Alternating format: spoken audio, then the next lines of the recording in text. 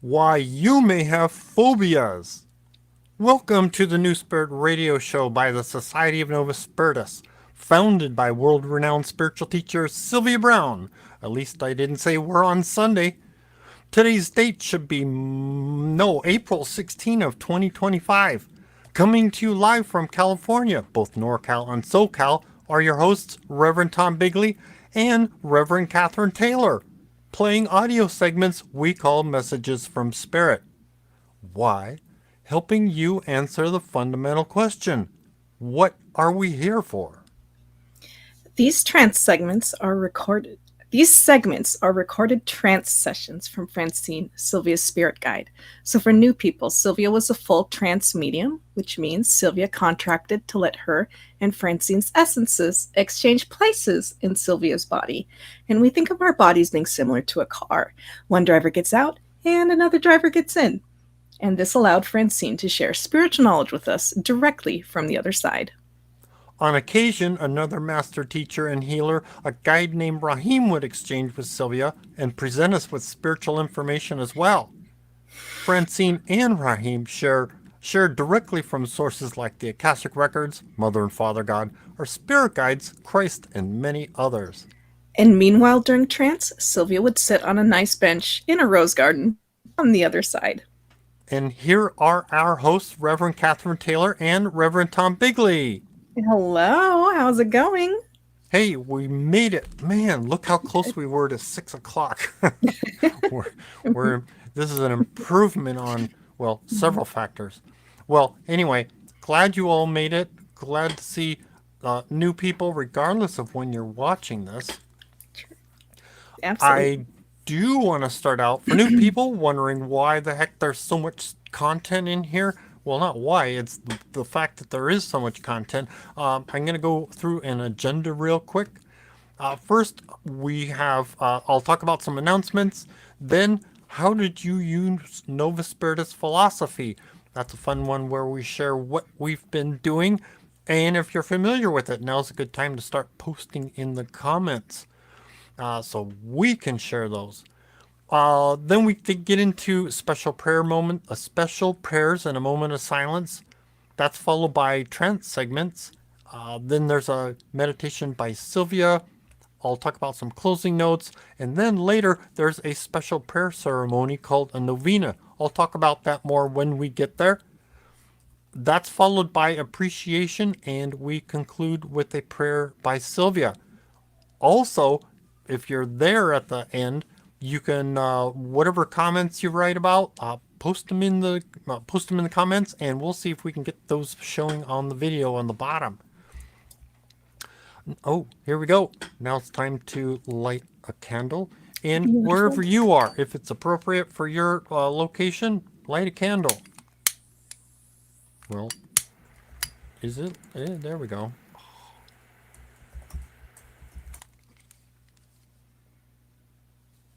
All right, we have a candle that wants to go.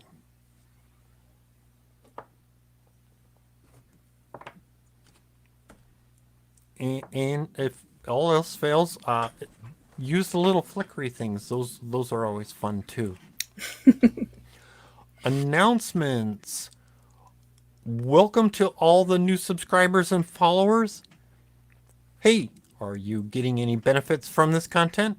Well, pay it forward and help promote this content. On Facebook, would you share, like, and follow? On YouTube, if you subscribe, thumbs up, and click on the bell, you'll get notified, especially when we go live. Also, you can donate. You can go, you can use credit card, Venmo, and PayPal, and now there's 4 items. You can use Zelle if your bank system supports and offers as Zelle as a payment solution. Send it to office@novus.org. And if you're like me, you're curious if it's the right, if you typed it in properly, send $2 to $5 and call in and verify that it got sent. Let's see. Oh, I like to promote a reading with Chris Dufresne can be that new growth for your future. When's the best time to plant a tree? 10 years ago. When's the second best time to plant a tree? Today. Great. So plant your seeds today from us reading with Chris for your spiritual growth. Also, don't miss out on Chris's question specials with an email notifications. Ooh, here's a fun one. Facebook users. Facebook, this is what I've just recently learned. Facebook doesn't want to hold all these videos, so Facebook will be deleting older videos here in the near future. Just so you're aware, when you go scrolling through to look for the past shows and they disappear, well, that's why. It's not me, it's Facebook that's doing this. Yes, YouTube is maintaining these. Our video history is still available to go back through. Also, be seen in chat by clicking and accepting permissions on the link in the description. The link is, let's see. Oh, and yes, the link is in the description. Please tell me in the comments if this needs to be done once a week or is it, every time. Where are we? Oh, we did that. Now's the fun part that we like to share and find out more. How did you use Novus Spiritus philosophy in the last week? And I like to offer to Kat. Do you want to go first? Do you want to go second? Do you want to look on the comments? I'll offer to go first today. All right. I have been reflecting a bit on, oh goodness, well it's Easter coming up, right?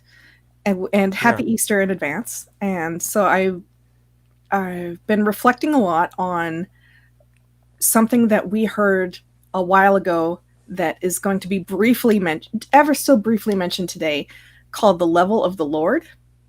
And so I've been reflecting on things that, like experiences that I've had with like prayers and things that Sylvia has said about Christ and just different stories, because it's Easter coming up. And I was specifically thinking about something called level of the Lord that we heard about a long time ago. Okay. What the level of the Lord was, to the best that I can recollect, yes. is a special level that is described as when you get to the point of your own experiencing with one of your themes where it's like you feel like you're kind of done with that particular theme. Interesting. Okay. Yeah. Super, super fascinating. So it's something that if one person could have maybe one short life and they're like, I'm done with my patience. That's it. That's for me. So it's unto the individual. Whereas someone else, same theme, maybe they have 40 lives, like really trying to get a hold of patience, tolerance, humanitarian, whatever it is that is their main theme. And that is the level of the Lord. So it's unto the individual. It isn't like, oh, you have to meet, like everyone has the same meter. No, everyone has their own individual meter of how much it is. And a thimble or a bucket. Right. Thimble, bucket, etc. Absolutely. And so I was reflecting on that, and I was thinking about how that relates to my secondary theme of rejection. And there have been times there was a time in the past where we've heard rejection. The point of the rejection theme is to learn to walk away from it and to not care about being rejected, basically. And there was a time where a period of time, I want to say like 5-10 years in there, where I started to kind of finally get a handle on that. And I had been wondering to myself, I was like, is this what level of the Lord feels like with regards to this particular theme? Is like, where you just stop caring about it. And so it was just an interesting thing. I was like, is this the level of the Lord with regards to rejection theme? I'm not sure.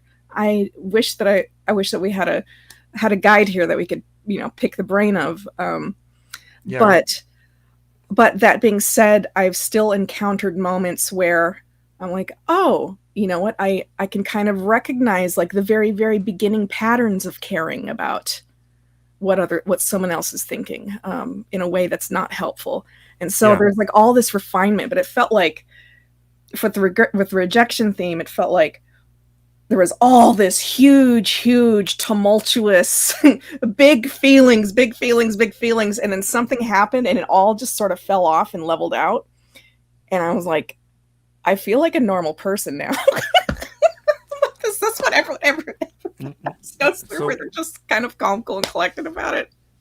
It sounds like there's like less concern, less like thoughts going through your head of with the concerns of being rejected. Substantially less concern. It's just now it feels like if it comes up, it's usually something like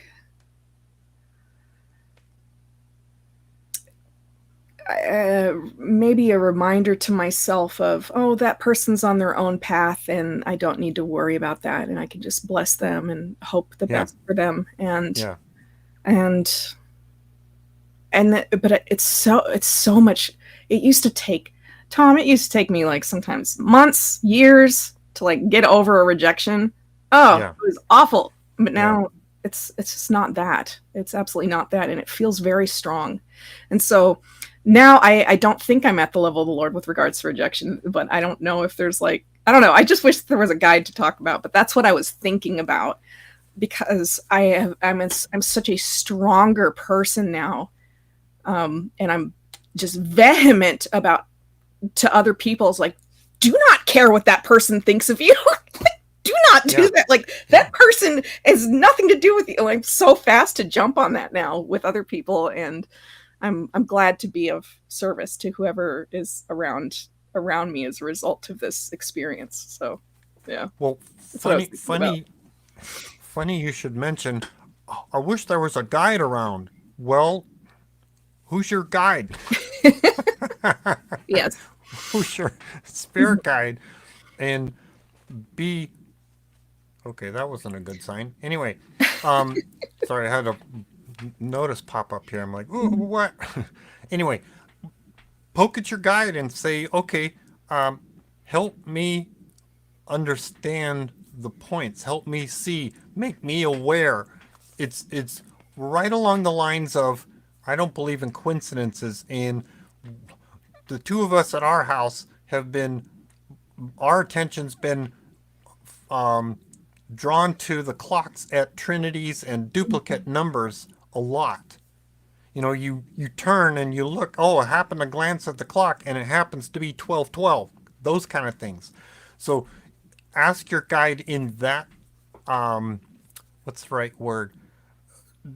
In that, with that attention grabbing, to say, show me, and make you aware that that's what that is. I've had that. I'm like, okay, without turning up the volume and making things harder for me to try and understand, which many of us have had to deal with.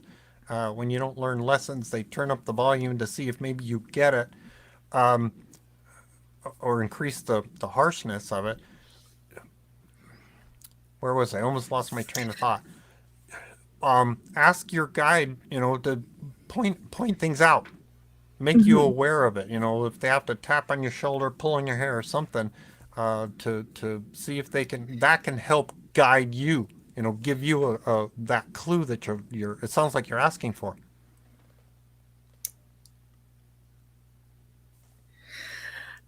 So I have had some like kind of meditations and with this, and I did write down notes, and the main, now that I just pulled up my notes just to take a look at it, and it actually ties in with with the very end of what I just said, which is that what I'd written down in kind of like this openness place of talking with my guides about this and sharing my thoughts, and then just trying to be open and receptive to what came up,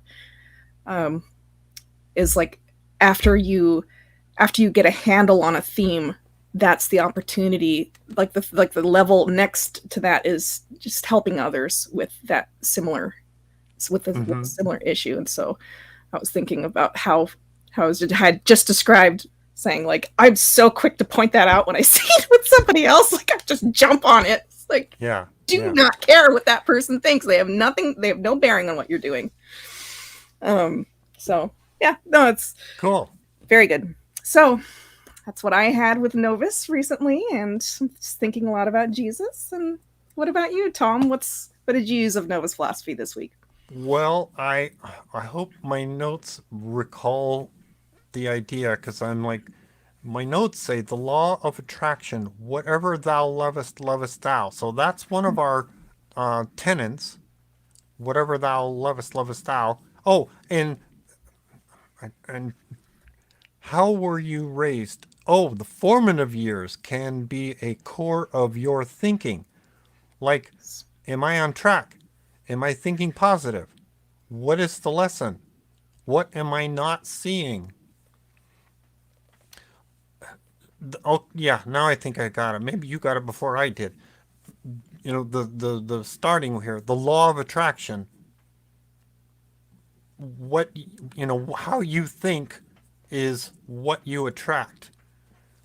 If you're thinking negative, and it includes what's going on in the back of your mind too, that's the energy that you're generating. That's what you're attracting.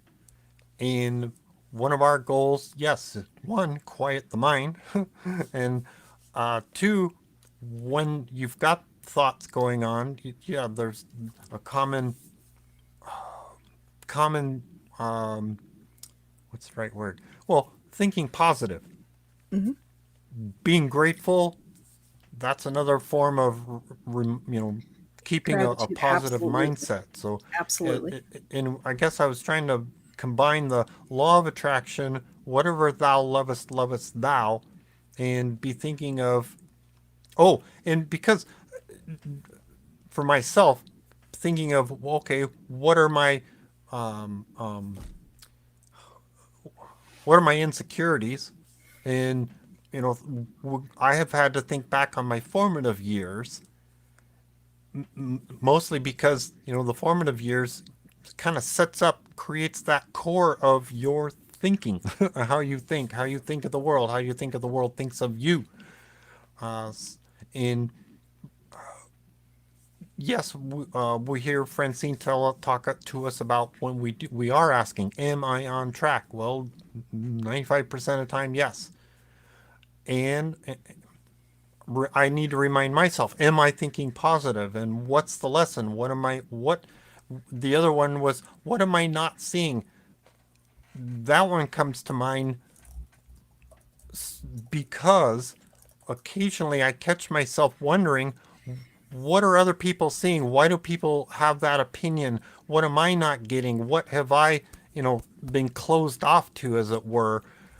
It's kind of like the glass ceiling, the fleas with the glass ceiling. They bang on it so much they don't know they can go any further. What is that for me? What is that glass ceiling? What's beyond it? And how do I see beyond that? Along the lines of I've spoken about the person I helped with hypnosis. They said they couldn't visualize. Well, I put them through into hypnosis and showed them something that they were familiar with, and then said, "But see, I was coaching them. Now visualize these stones," and that's like boom, they got it, and they're like, "Oh my gosh!" So it's for me, I'm looking for what is it that I'm not seeing. I need to be shown shown so I know, and then it's like, oh, I can do that. Now I can move forward with it. Makes sense. It makes sense. And gratitude is such an amazing practice to help cut through the worst days. Like if you can just find one thing to just give yourself a moment to breathe with, just like you know what, I'm grateful for air. I'm grateful for food. I'm grateful for food, water, and shelter. I've got food, water, and shelter. Okay, all right. This is good. It really does. It really does cut through a lot of that. I just want to say that with the law of attraction, that Gnostics believe that we have a chart, and that just because someone is going through something difficult doesn't mean that they attracted it by a bad thought necessarily. So we have lessons, Right. and some lessons are just going to be awful, and that has nothing, and like those hard and fast lessons have nothing to do with, in our philosophy, has nothing to do with bad karma, has nothing to do with one's thinking. It's just lessons, and that's how we view them. And then in addition to that, we further believe as Gnostics with our philosophy that that there's extra suffering that we can inflict on ourselves by getting Unnecessary suffering, like extra suffering. So that's just to give an offering to anyone who might be new and listening. So thank you. cool. Yeah. I like when I introduce people to the philosophy, I mentioned we write a script or chart of experiences that we want to have, the good and the bad. And as a matter of fact, today I was thinking, wow, a lot of stuff's going good lately, really good. And I was thinking in terms of appreciation. And then I was like, oh my god, what next thought was, what's gonna happen next? When's this gonna get? And I was like, oh, okay, we gotta still gotta keep our thoughts positive, because that's gonna minimize, if something tragic's going to come along, I can be thinking positive and minimize the effect, or even minimize the request of the severity of the situation. Mm-hmm. Absolutely. So I'm glad you brought that up. Yeah. What are people discussing in the comments, or did they start their own chat group while we're talking over here? Our folks, our listeners are. Makes me so happy seeing the community. Reverend Danny is here. Hello, and hello to everyone on Facebook and YouTube that is listening. That's fantastic. Reverend Yvonne Dillsworth is here. Hello. Much love to you. And lots of happy Easters. It's great. Gardens shares. I saw a sign this week. A raven in a parking lot by itself after using Palo Santo in my house. And was asked that dark negativity and dark entities and energy to leave, and only positive energies stay and replace positive energy. And because the carrion angels, the angels that have the orange wings that are responsible for protecting, just like isolating negativity from, like, away from us. Very positive angels, very, very positive angels. That their symbol, their anima is a raven. And so Gardens was sharing that. She says further, I don't know if we had a dark entity or spirit around, but I did a ritual with Palo Santo this month just to be thorough, and it felt good in our house. And I light candles every morning and nightly prayers. Beautiful. Beautiful. I'm really happy to hear that. And prayers of protection and whatever I want to ask for God that day. Beautiful. Thank you so much for sharing. Ramona says, I seem to have a few themes instead of just two, and I'm not sure why. That is a good sign that you're on your last life. Because we're wrapping up lessons from all the different themes that we have kind of left over, and just kind of tucking it all together into one lifetime. But we're told that we have a primary theme. It's just that we might tuck in a little bit here and there along the way, like here's a chapter on responsibility, here's a chapter on activation, here's a chapter on pawn or whatever. So that absolutely tracks for someone on their last life, which a lot of us are. Thank you very much for sharing, Ramona. You're very sweet. I'm so glad that you're here. Thomas shares, I asked for archangels to heal me when I was feeling under the weather today, and I gradually felt better as the day progressed. Oh man, Nice. that's fabulous. Continued prayers for you. Aaron shares, question, how do you deal with a neighbor who seems to drive you nuts and gives you a negative vibe all the time, no matter if you're nice to them or you avoid them? I try as best as I can to go through tools of protection and to ignore them and be as polite and calm as possible. And that way they don't have anything to react off of. So if I come in with a lot of energy, that's going to give them a lot to bounce off of and pop off and all that. Anytime that I have ever had a tempestuous neighbor, let's say, I've always done my best to avoid interactions as much as possible and to not reciprocate, not engage, and just be as calm, cool, and collected and leave. So that's Good. That's my good take set. on it. Yeah, good set of pieces of things to work with. I'm around us. It's around our property. I've put up the mirrors, um, the lead, visualize the lead underneath our property, so we're not as affected. And yes, it's don't engage with them. Don't feel guilty that you're not talking to them when they say, "Hey," they're just whenever they're trying to get your attention, they're trying to draw you in. Mm-hmm. And think in terms of surrounding yourself in white lights around your house.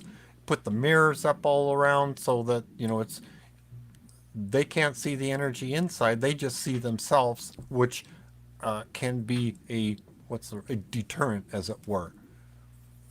Certainly, yes. Oh, and the what is it? The columns of white light Yes, columns of white light. down. Put it. Think of it as their chakra system. You think of the column of white light like a fluorescent bulb, if you remember those, a long tube, and send that down their chakras Mm-hmm. to ground them to uh, dissipate their negative energy. Absolutely. Yeah, going through all those tools of protection. Definitely. Let's see here. Our next comment we have from Jorge says, as a rescuer primary theme, I have to make sure not to rescue people who don't want to be rescued and make sure that the person that I'm rescuing is not taking advantage of me. And then I have to balance that off with my secondary theme of experiencer. Oh, wow. It's a fascinating combination. Thank you so much for sharing that. And he adds, in the past years, I've had to say goodbye to people who were draining and taking advantage of me. Tough lesson, but good for you. Emotional vampires. Yeah. Goodness. Yeah, some people want to be taken care of, and they will look for someone who was willing to step into that role, and sometimes that's not a good situation. And sometimes a person does need help, but other times it can be a really, really bad situation. So good for you. Set your limits. Set your limits, what you're willing to do or not do. Mm-hmm. Jorge then adds, I have so much peace and quiet in my life now. Thank God. That's marvelous. Love it. Aaron shares, I believe I finally had a dream about Mother Asna. It was quick, and I do believe I saw her sword again. That is cool. Very, very cool. Keep asking. And it'll like more will come. Let's see here.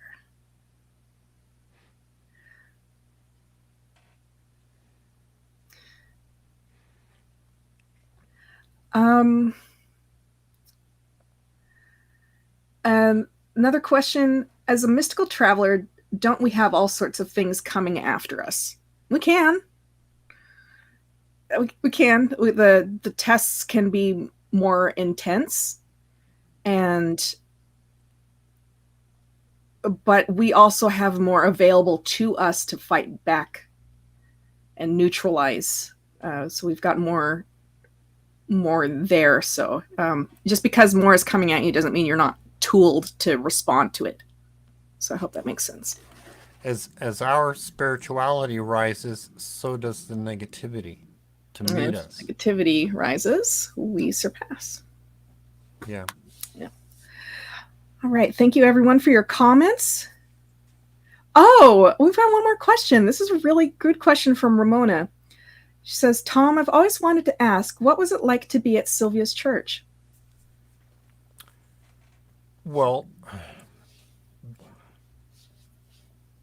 that's a tough one. It's like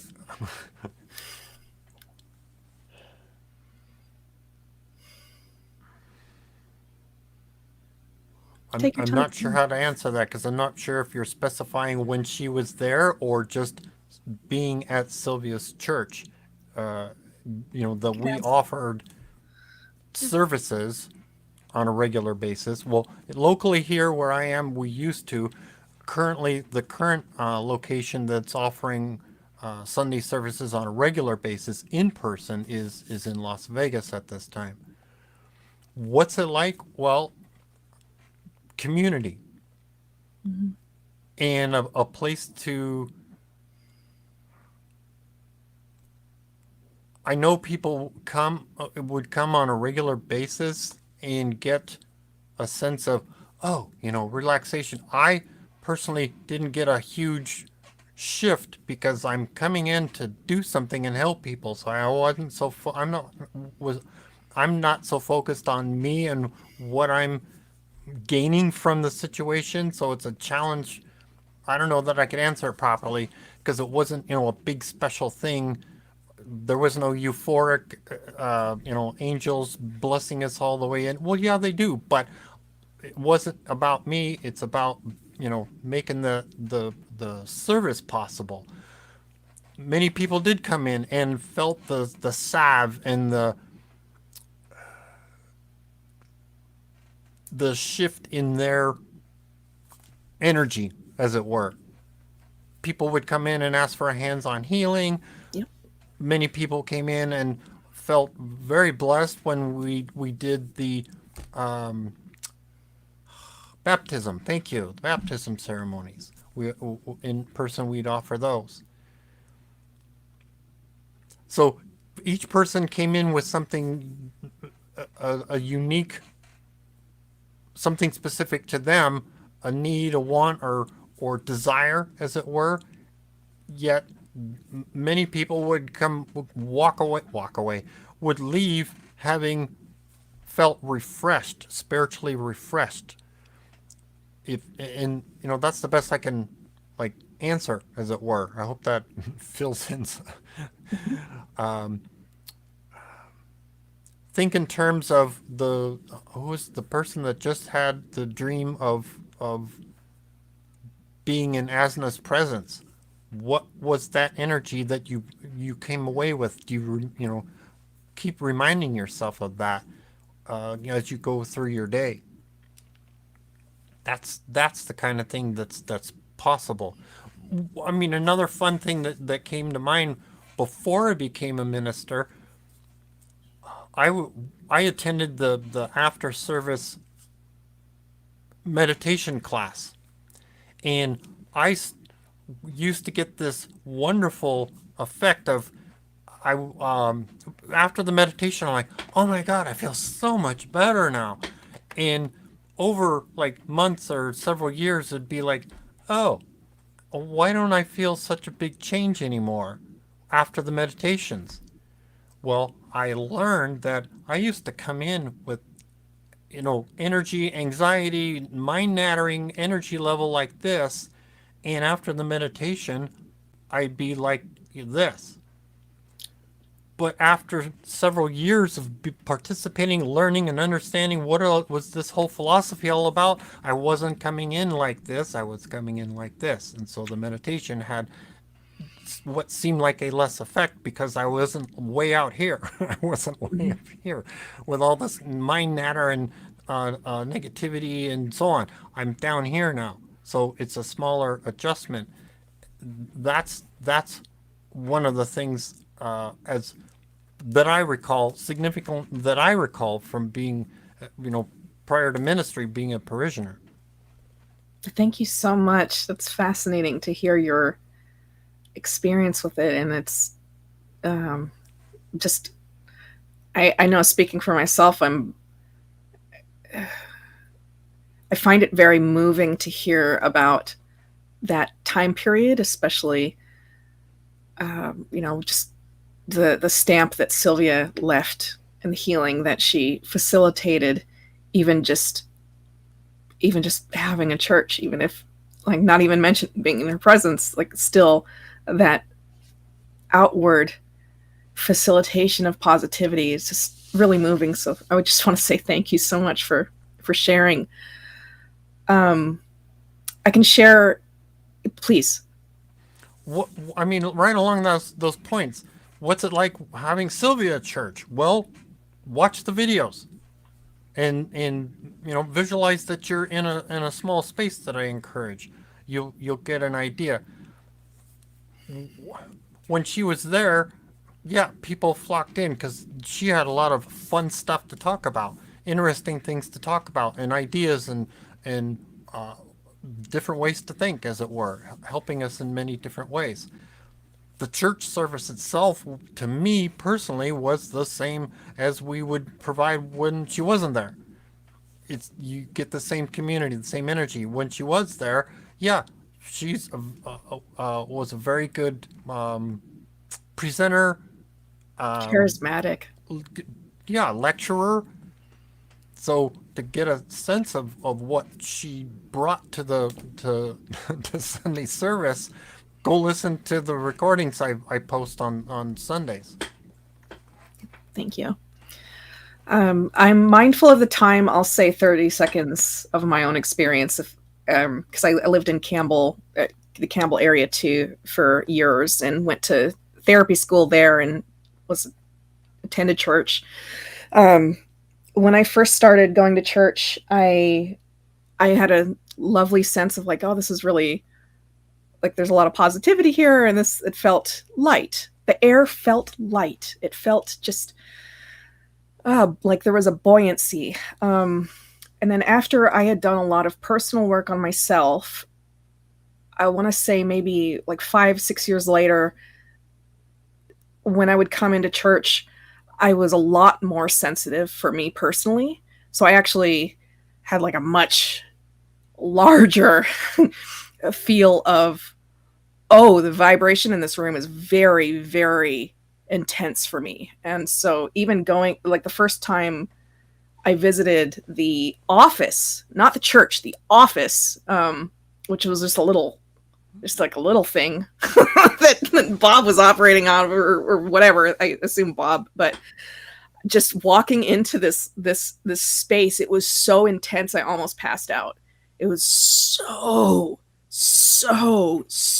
vibrant with energy, and I just was standing at the threshold. I looked at Chris Rodriguez, and I was just like, what the actual heck are you experiencing this, dude? And I was just walking on, like going across the threshold, coming out of the threshold, just feeling the difference, because so, I mean, a huge difference. So I've become like more my satellite dish has expanded significantly after Yeah. therapy school. So, um,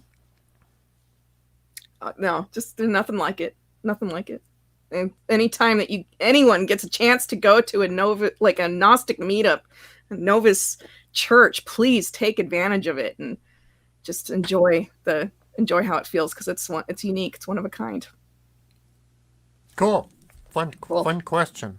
Mm-hmm. Well, should we get into special prayers and then our segment?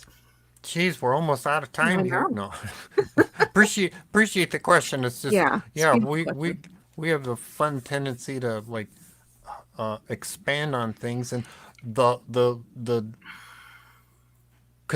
concern, the hope is that this is helping everybody, benefiting everybody.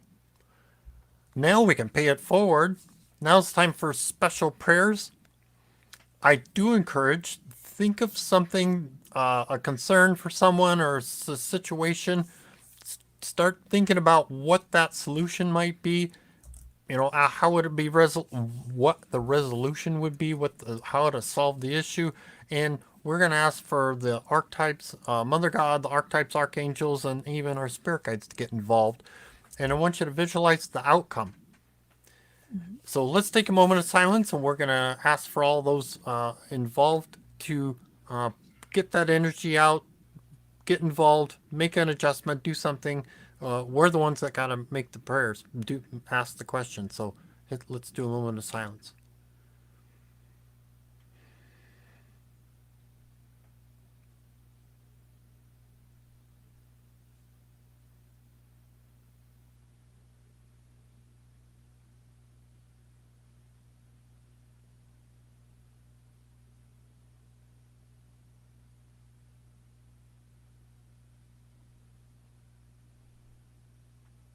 Amen. Amen.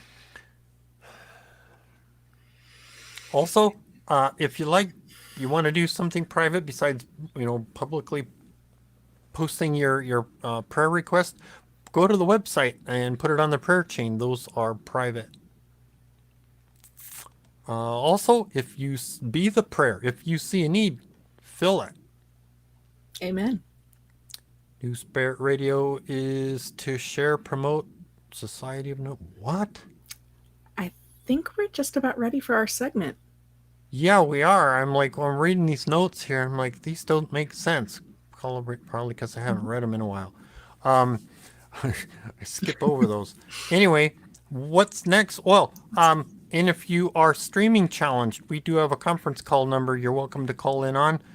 That will be changing in the near future. However, keep listening and we'll tell you what that is and how to get there. But at this time, you can call 888-534-2696 and listen while we are live on a conference call. Now's time for, trance segments. Yay! Marvelous. Okay, so we are going to be listening to Francine talking on April 11th, 1989. And she's going to start off with saying, why do we not have bleed-through phobias from other planets? Phobias are apparently unique to Earth. Extraterrestrials look odd due to wearing spacesuits. Extraterrestrials know that most humans react hysterically and overreact, and that's why a lot of reports, people will report having amnesia and not being able to remember an encounter. Dark and gray entities explained, and you never quite know how to figure out a gray entity. Just really hard to pin down. All right, here we go. Why don't we have the fears and phobias, like the bleed-throughs that are referred to, from existence on other planets? Why don't we have bleed-throughs from other planetary experiences? When we incarnate on other planets, why aren't we having the bleed-throughs into this lifetime as we do from other lifetimes being on this planet? Yes, but not as much as what Sylvia always called as the hair of the dog that bit you. This is the one planet in which phobias occur. So you're not going to have any of the bleed through from other planets because you don't have any phobias there. You see, this dark planet is what causes the phobias and fears. We don't know on other planets of anyone that has fear of drowning, wide open spaces, claustrophobia. That's not known.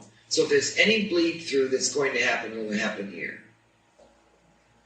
Most of the entities that are visiting are from Andromeda. Those are the ones that colonize, and they keep coming back to see how their entities are doing. See, it's almost like a mother colony, almost like England would check in on United States. They're very sad about the whole thing, by the way. Because of what has been done to this planet. I think what is really terribly unfair is the book, The Communion. Because out of wanting to make money, this person has made a deliberate faux pas in stating that these people really are frightening. Now, the only way they can be frightening is because it's out of your realm of knowledge. But I know that no one in this room that would be taken would be frightened, because the spirituality would be high enough to know what these entities were doing. Why do they appear so different to us? Because they had a spacesuit on. And their spacesuit looks a little bit different because they can't stand this atmosphere. So what he sees as those large eyes are nothing but windows. What do you suppose if you walked up to one of our spacemen? What do you'd say? They have a glass for, and they don't have any eyes, nose, and mouth because it's dark, the glass. And that's not a true. But because their atmosphere is so much lighter that they live in, their eyes are somewhat larger. The nostrils are, of course, larger. The ears. But by no means would you not know that they were not humanoid or human. And unfortunately, you see, because he was a writer, they thought that they could get someone who was very interested, and because they're not of any real, I don't mean they're not spiritual, but they're certainly not of guide level, to know sometimes who to pick, and then they pick the wrong person, and they blow it all out of proportion. And that's why many times the entities that come and abduct makes a person go into an amnesia state, because they know how most human beings react. They get hysterical, they blow it out of proportion, they become traumatized. Many people have been abducted and have wonderful feelings of bliss and love and don't get traumatized at all. Yes. If this is noir, is Lucifer here? Oh, yes. In legions. Not just one entity? No, there are many. And Lucifer is a misnomer, because it really is a state of being rather than an actual being. Anyone easily can attain the level of Lucifer. And that is by just not only being a dark entity to begin with, but being gray. Now, I should explain that. Most all entities were created white. Let's call them white for the sake of your finite mind.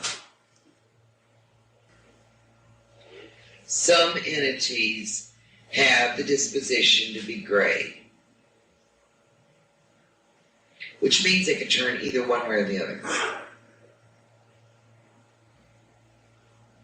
The grayness was an evolvement. The black and the white were created. There's no entity in here, and because I know what's coming next. Am I gray or white? You're all white. If you were gray, I would tell you. Except for Larry. What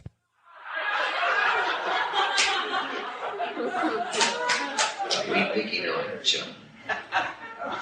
Well, she's defending. The gray entities, and you'll know them immediately. You never know how to read them. You never know how to figure them out. And with the least provocation, they turn dark. There is no dark entities or gray entities in this group. There are none. They wouldn't be here. They wouldn't stay here. They wouldn't last here. There is groups of dark entities, as she says, that will face you in your life. You can marry them, you can have them, you can be born from them, you can... now, I don't want you to be going around to everyone now becoming super conscious over the fact of wondering whether they're a dark entity. It doesn't take an entity very long at all to show their hand. an entity, when you're writing your chart out, will deliberately pick a dark entity to be in your midst in order for you to learn over. But now where you might be getting around is that a dark entity is pretty much a shallow drum.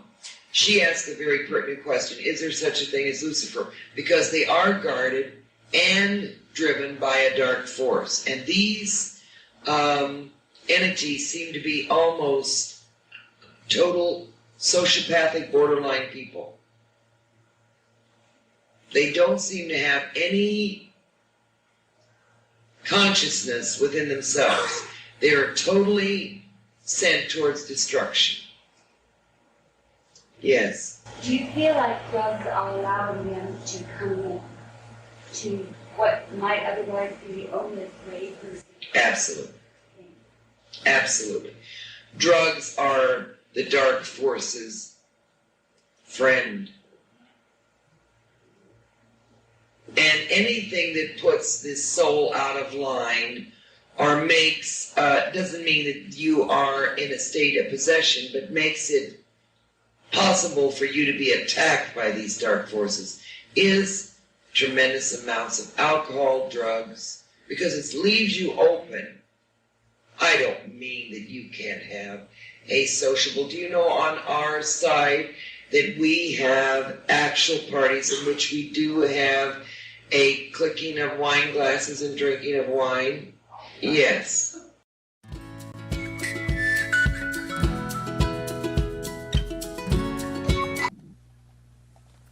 It's excess. That's the problem. Yeah. And to reiterate, and I'm trusting she's going to mention it later too, but this is when it's talking about dark entities, it's about dark soul, the your essence, what you've chosen to be, and not dark skin of any. It's not about skin color; it's about soul color. Absolutely. And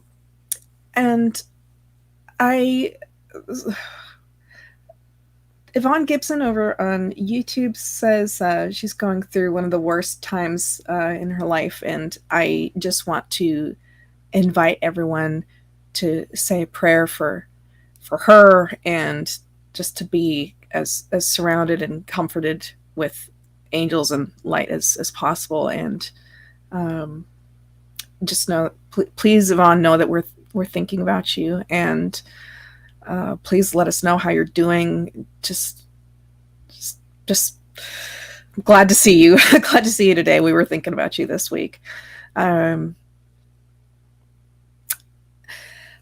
So with what we were just listening to, I want to also reiterate that we, same as we do not judge based on outward appearance, we do not judge based on, we don't even judge people who are using and struggling with addiction.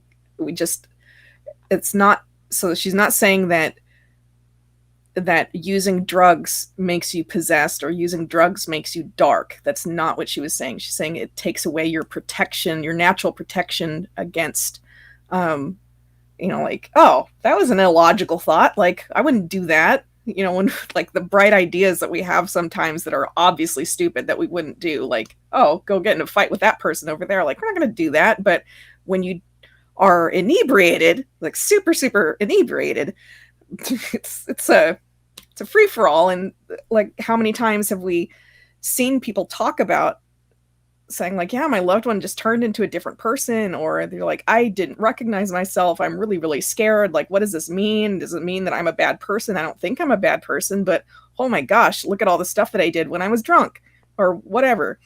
And so that is just a reflection of what she's saying here. It takes away your natural protection, which is our logic, which is our empathy, which is our insight. And it just leads us open to those bad influences. Bad periods, influences. Right. Yeah. Right. If anyone has questions or comments about what we just heard, please go ahead and put it into the chat. I'm looking at my notes that I wrote down. Oh, there was one other thing that I wanted to mention. She very briefly said the word borderline. And if anyone is sitting there and going, oh, does that mean borderline personality disorder? Okay, hold up. I've paid really close attention to any time that they've mentioned anything mental health related and any time that they've mentioned the word borderline. So the other statements that I recall, to the best that I can recall, is that not everyone who has borderline personality disorder is dark. That is absolutely a fact. Some people are white entities who have been so smashed up by life that it's just so hard to keep them to get them to get put back together.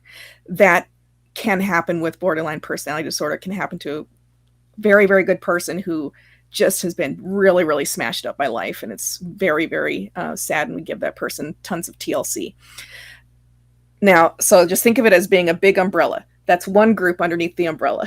And I've talked to other therapists about this too. And they're like, yeah, there does really seem to be different types of borderline. So there's another group of people who are more gray and dark. And these are people who, like, to us, they're like, don't take any responsibility. It's like, no, you are responsible for my behavior. You did this, so I'm going to act like a jerk. That's, yeah. So that's a whole different can of worms there. So I just wanted to share that just in case anyone was listening and they know someone who is a loved one, or they know someone who is really, really problematic for different reasons and struggling with this. It's a big umbrella, and they're based on what we've listened to over the course of years, there does appear to be different groups, different categories. Not everyone is going to be dark or gray who has this condition. So, cool. All right. Well, shall we? Do you have any other thoughts, or shall we move on? Let's move on. Okay, sounds like a plan. So our second segment, and this is going to be our only next segment here, is we're going to hear about how we select our guides. Super interesting. More than one communicating guide can be very draining to an entity. There is nothing more humbling than twins. Here we go. Christ is on his own level, and some other entities also seem to have their own level. We're going to hear about Eileen Garrett and trance mediums, and then asking for archetypes, which are a type of angel. Cool. All right. Cool. Here we go. You select your guide, and he and she select you. A person had asked, are our guides always with us? All the time. We are in the state of many times bilocation. Do you know what that means? We could be with you and somewhere else. I know that's terribly hard for you to understand, but we can be. Now, the only one that we know of that can split his essence many times and not be diminished is Christ, even over all the messiahs. We can only bilocate, and some of us that are higher up can trilocate, which means we can be 3 places at once. But are we always omnipresent with you? Yes. We never leave you. There have been many times in which a guide could petition for you, and you meet the person, and you don't find it to be, in going through your chart, you don't find it to be as advantageous, and you have a right then, at that point, to choose another guide. It was asked, are our guides necessarily a relative that we have known? Oh, no, usually never. Sylvia and I never knew each other in any life. We never really had met each other. I can tell you honestly that when Sylvia first met me, she really did not what you call love me from the bottom of her soul. She thought I was very stiff and unbending. So we didn't hit it off right at first, but because I'd practiced so long to be a communicating guide, and I have been with her that she's aware of for 44 years that we have spoken with each other. Of course, I've been with her since the time of her birth, but 44 years she's been aware of me. And in that time, you become so very close through adversity and pain and sadness and joy and love. And it becomes such a friendship that once that bond is made, it almost becomes like a kindred soul. That's never broken again. Yes. Usually there's always one communicating guide, the one that communicates. Usually to have more than one guide, it really is a drain for the energy. Someone asked, is it advantageous to make an appointment with our guide since there's, no relative time on the other side? Yes, because then we know that we're ready to go to work. Because you see, it's so hard for us to understand what your time quality is. So when you say to meet you at a certain time, it's much easier for us. The other night, Sylvia was trying to go to sleep, and I was talking to her because her time did not mean anything to me, except I realized that she, at that point, wanted to go to sleep. But I have a problem with that because we don't have to sleep. Does it help to ask our guides to research ahead of time before we want to, get infusion or when we're writing something? You have to research that, yes. Yes, because see, we don't read your mind unless you allow us to. You must say to us, though, that we are allowed to have unconditional access to your mind at all times. That does not mean that we're invading it. It means we are able to read it. See, at any time that you are talking to your creator, your guide cannot hear it. As spirit guides, how do you feel, or do you feel, what happens when we go through difficulties in our lives? How do you handle that? Like I can tell you about, so we suffer. Because we have to become humanized. You see, if I was not humanized to a point, and you asked me about your dog or your family, I'd say, well, they're going to die and come over. So it wouldn't matter. You see, I wouldn't have any time relationship to you. I would like you to expound just a little more on bilocation that Christ does in bilocation. I'm confused about that. Christ can split his essence and be so many places at once. I myself can only be two places. I can be attending a lecture and still be with Sylvia. Most everybody in this room that is in spirit form can bilocate, which means they can be doing something and still be attendant to their person that they are watching over. On my point, I'm thinking, when something splits, it diminishes. No. I'm in my mind. Could you give me an example of something splitting and not diminishing? Twins. Or, as Larry said, an amoeba splitting, and it's still a total amoeba, and yet split. If Christ can be so multifaceted, does he have a designation level? Is he a special creation from God? Yes. Which? He's a special creation. He's not the level oriented. Some energies are outside of the level. They seem to contain within them already a perfected mode. Are identical twins the same soul? No, I was just using that to try to give him an identification. Why do they have such communication? Why are they so silent? Yeah, they're born and then genetically linked by their cellular structure. You see, there is nothing more humbling in the world than twins. It is the most humble of things. You see, in all your uniqueness, when you're born with a twin, you have an exact reflection of yourself, and you never can be unique in this world. Eileen Garrett, bless her, she's on our side now.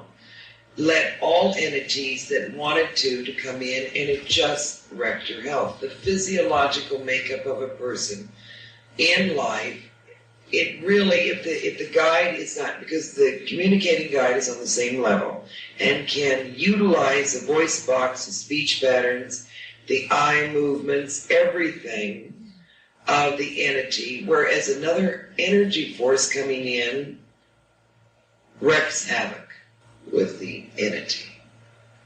Yes. Can other people like in this room become a trance medium? Or is that something you set up? Anyone in the whole world can become a channeler. Not everyone can become what they call a full-fledged trance medium, because they have to have that set up ahead of time.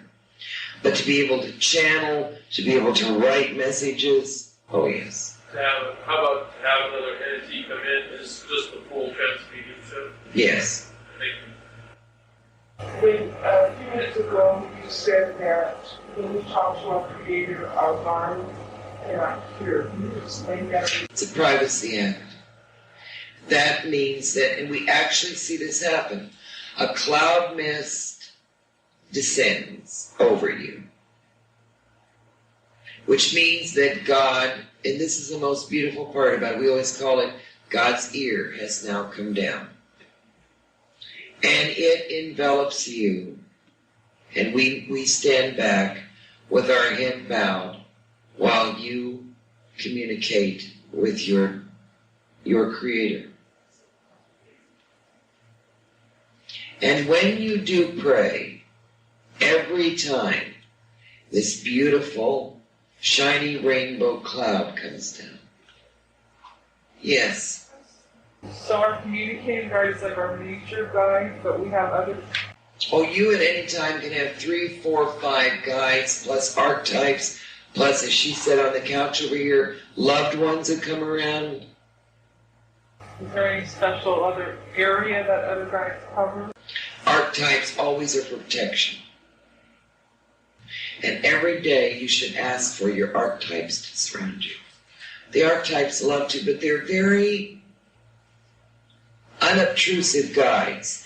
They are probably the only guides that must be asked to be around, unless there is real danger, and then they come immediately, almost like what you call in your world a paramedic. But you see, they used to be called archangels, but they are the same. I would always ask every day to be surrounded by.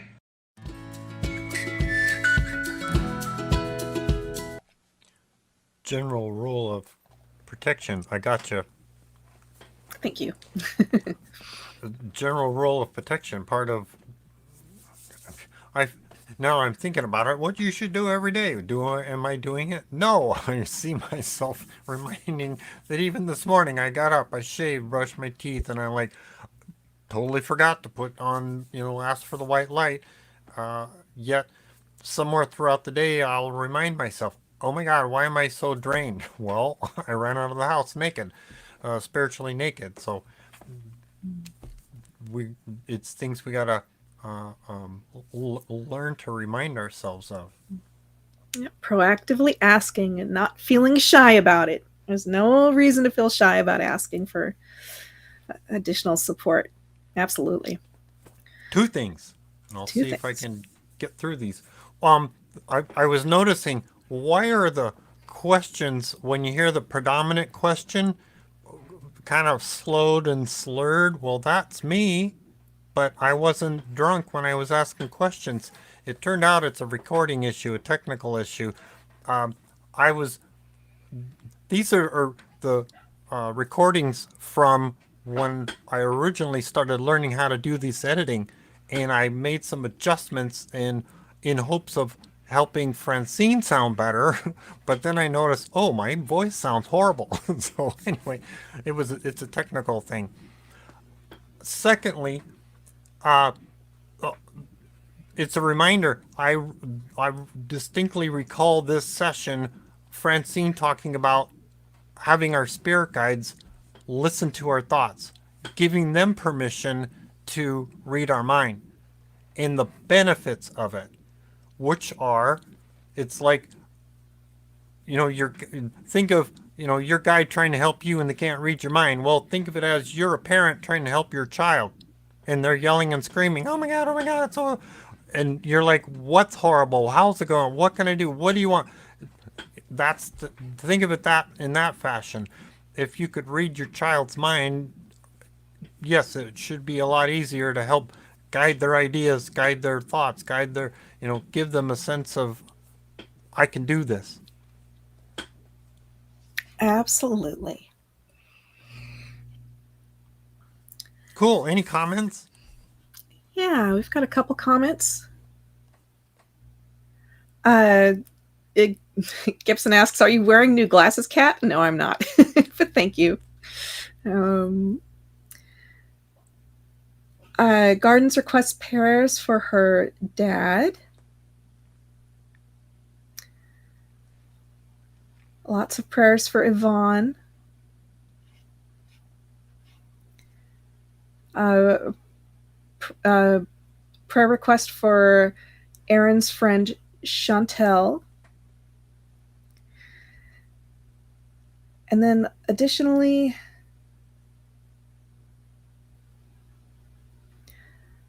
I saw a comment back here. Ramona says, please pray for my best friend Kim, who is in the hospital again with type 1 diabetes. We've been friends since high school, and I love her so. So all of your loved ones will definitely keep in our hearts and prayers for complete and full healing and comfort as much as can be accomplished as quickly as possible. Yes. Thank you everyone for your comments, and I think it might be time for a beautiful meditation. Cool. Well, at least that's what I see that's next. Right. For those of you that want to participate, we encourage you to sit with your feet flat on the floor and your palms upward on your lap to receive that wonderful healing energy. And for those of you that need to pay attention to what you're doing, don't pay attention to us, but by all means come back and listen to these wonderful meditations in the on-demand. And for the rest of us, we are going to get some rejuvenation here. Here we go. Find a nice place to sit upright, whether it's on a chair or a favorite place, with your feet flat on the floor and your hands upward on your thighs.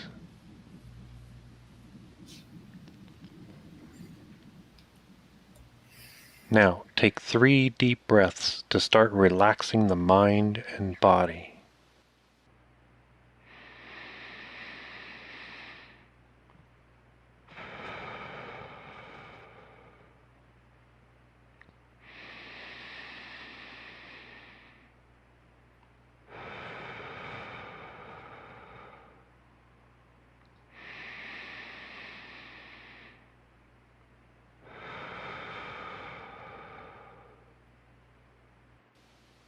And now close your eyes when you are ready.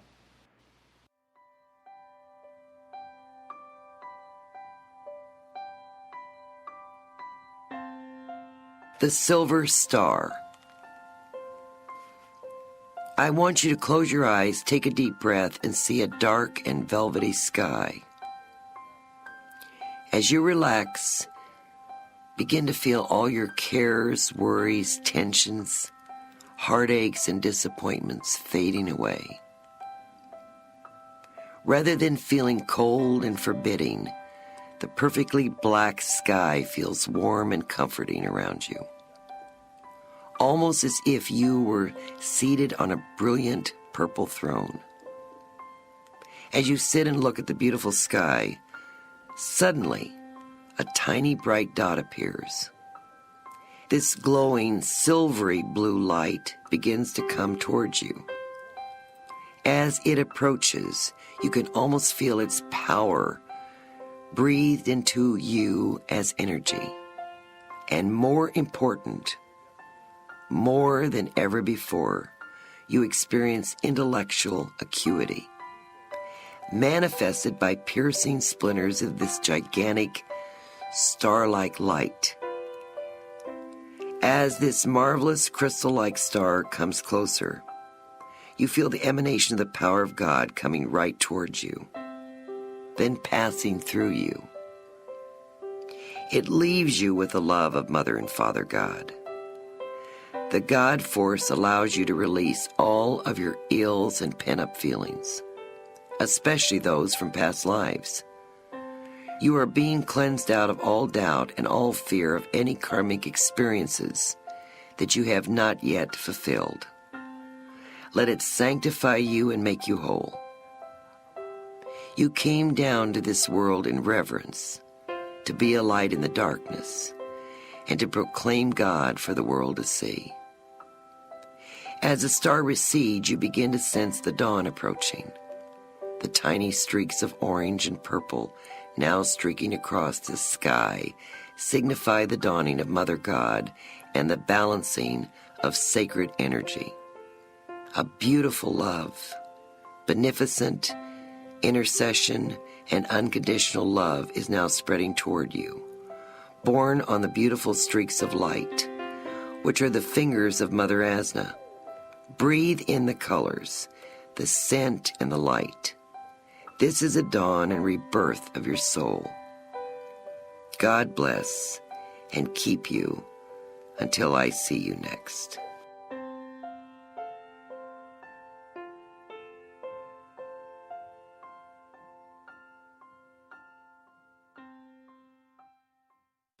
And now, on the count of 3, bring yourself all the way up. 1, 2, 3. Find a nice place to sit upright. We did already. There you go. Well, that was unique and rejuvenating. Absolutely. Okay, time to come back to consciousness. And when you do, if you have any questions about what we shared, feel free to post in chat or email us questions to cat@novus.org, tom@novus.org, or newspirit@novus.org. And of course, we appreciate listeners, both live and on demand. Show your appreciation for New Spirit Radio by sharing, promoting, and liking, subscribing. You know, I only see 1 thumbs up on YouTube at the moment, but I need to update my page. Check out our websites, novus.org, sylviabrowne.com, and chrisrightnow.com. Find us on Facebook. Also, you'll be able to find us on YouTube and Discord. Yay, Discord! Learn more about our philosophy by starting a study group. You'll get monthly recordings, specifically unique Sunday services with Sylvia. Also, we have church services on the first Sunday of the month. Watch the Sunday service recordings on Facebook and YouTube.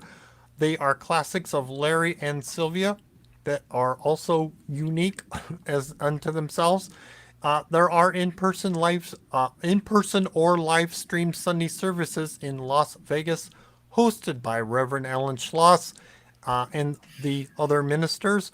On the last Sunday of the month, participate in a special Sunday Zoom service hosted by Reverend Ellen Schloss. How do you do that? You can get invited by putting your email on the website. Now's the time for the novena that I spoke about. It's a special prayer ceremony brought to us, I believe it was Francine.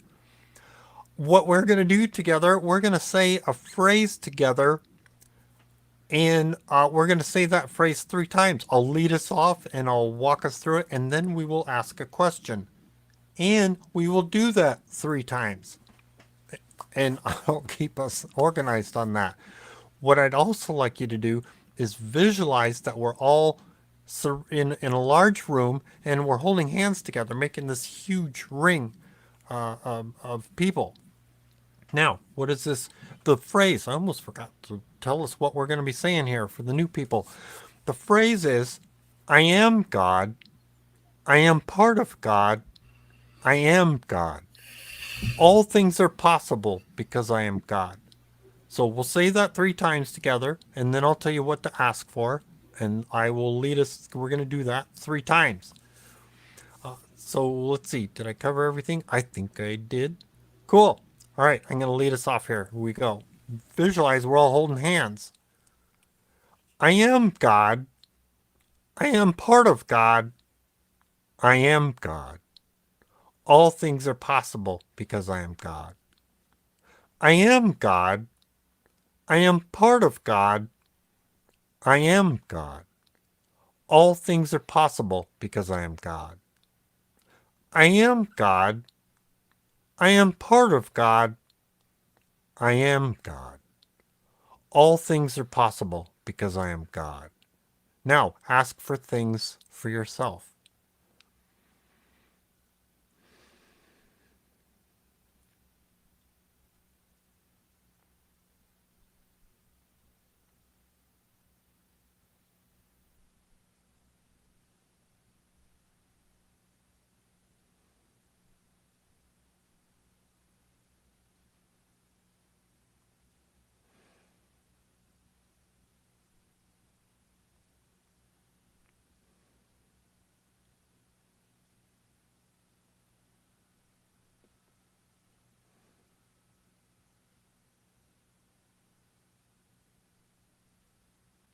Okay?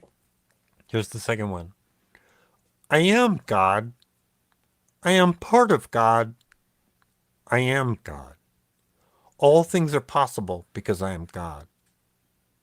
I am God. I am part of God. I am God.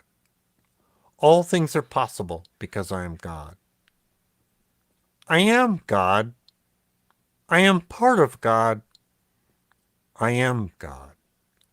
All things are possible because I am God. Now ask for things for others.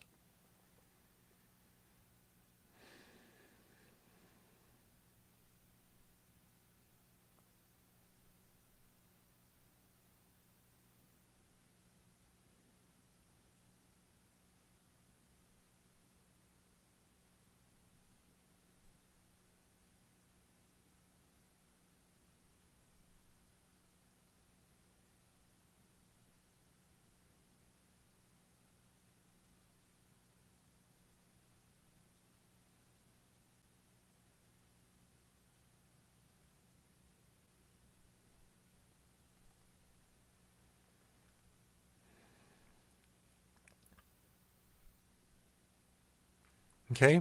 And the last one. I am God. I am part of God. I am God. All things are possible because I am God. I am God. I am part of God. I am God. All things are possible because I am God. I am God. I am part of God. I am God. All things are possible because I am God.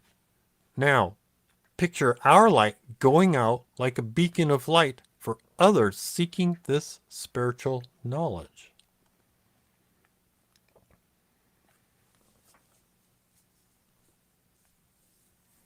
Now I encourage you to think of something you appreciate from last week so you can carry that thought through next week to help keep you mentally appreciative, positive, and uplifted. Now, show your appreciation to Francine and Raheem for researching all of this wonderful knowledge, Sylvia for coming to this insane asylum of the universe to start this movement, and for showing us how to get some peace of mind and grace while we're here, Asna for helping us and protecting us, Father God for providing the most prestigious school for us to experience, learn, and satisfy our unique spark of curiosity. I appreciate Bob Ingle for some of the graphics and some of the audio help. Sammy and Javon, we want to say a special thank you for our wonderful intro-outro music, our theme music that we like. Writing, setup, and hosting is Reverend Catherine Taylor. Editing, technical direction, and hosting is, who is that? Oh, Reverend Tom Bigley. Now, a prayer by Sylvia.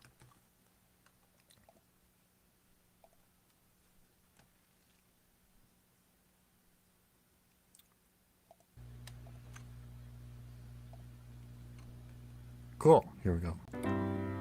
Prayer for infusion. Dearest Mother and Father God, send the Christ consciousness to me to infuse your holy will. Let all my words be measured with love and judgment. Allow knowledge to come through me. Let my words be your words of wisdom and comfort. Let me be enlightened in all my senses so I can help myself as well as others. I will meditate on the aspect that I am a golden tube of truth and awareness, and that I will not fail in service to you, myself, and others. Amen.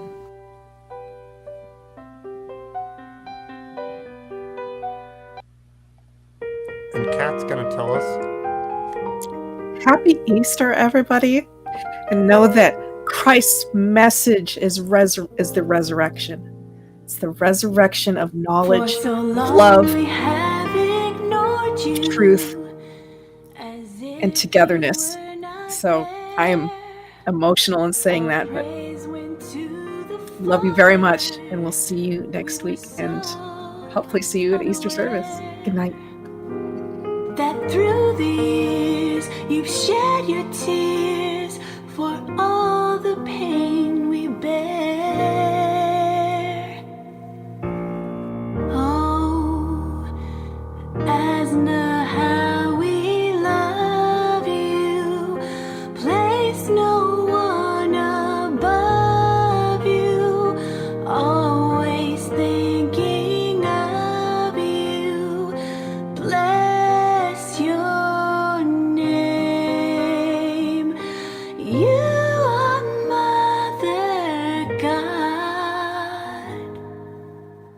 You've planted every blade of grass, creator of the stars. And when I'm feeling down and out, you mend my broken heart. So now I sing this song of thanks because of who you are. Oh, Asna, how we love you. Place no one above you. Always thinking of you. Bless your name. You are Mother God.